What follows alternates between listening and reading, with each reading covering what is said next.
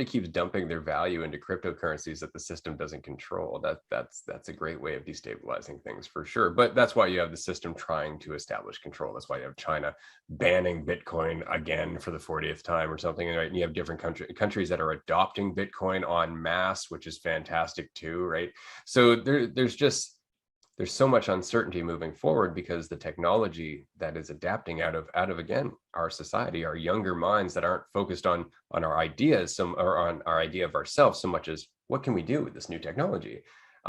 That's going to change things. The system can't adapt fast enough for it, which is why I always enjoy watching members of parliament or members of Congress who are in their 70s asking executives from social media companies questions about technology, and you're like, you don't even know what that means.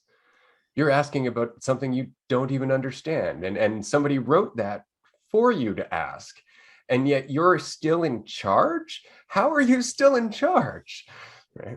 It's so funny. It's if you can learn to laugh at the absurdity while this giant play goes on, then you're going to be in a much better state of mind to deal with it, because things are going to get weirder. Yeah. Yeah. That's something I'm grateful that I sort of realized, was just to be able to just realize how absurd it is and be able to laugh, I think, versus getting angry and just sort of bottling up this sphere of anger that doesn't go anywhere because there's not that much you can do immediately about it. Not to say there's nothing besides embodying, the universe and this idea of unity.